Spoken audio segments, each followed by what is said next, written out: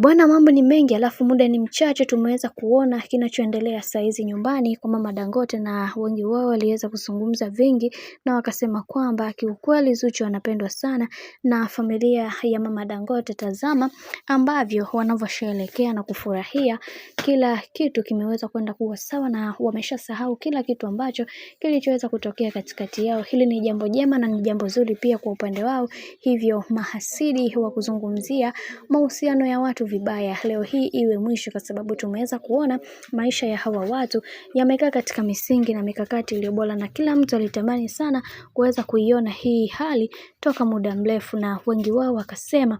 kiukweli tunatakiwa sana kuweza kujifunza, kwa sababu kuna vingi ambavyo vipo na kila mtu anatamani sana kuweza kutatua na kuelewa namna ya kuweza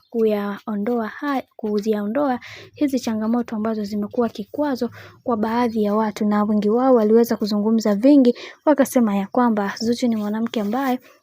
anajielewa na anajitambua na anajua ni kitu gani anachokifanya, hivyo atishiki na kitu chochote kwa namna moja ama nyingine. Hivyo kila mtu aliweza kumpongeza na kumpa hongera nyingi na kumwambia kwamba wewe ni mwanamke na nusu, kwa sababu umeweza kuzuia kila changamoto ambazo zilizoweza kutokea katika maisha yako, na kila mtu alikuwa akikusiaki kwa namna moja ama nyingine, ila bado uliendelea kupambana na kuhakikisha maisha yako yanakuwa ndo kila kitu katika kila hatua ya maisha ambayo unayopiga. Lakini tumeweza kuona ndugu jamaa na marafiki nao hawakuweza kukaa nyuma kuweza kulizungumzia hili, kisha akasema kwamba kiukweli kuna vingi tunatakiwa kuweza kujifunza, kwa sababu kuna vitu vingi ambavyo vimeweza kutokea na kila mtu alitamani kuweza kusawazisha pale ambapo alipoweza kukosea, hasa bwana mkubwa Diamond Platinum. Hicho ndio kitu pekee ambacho anatakiwa kuweza kujifunza kutoka kwa bibia Zuhura.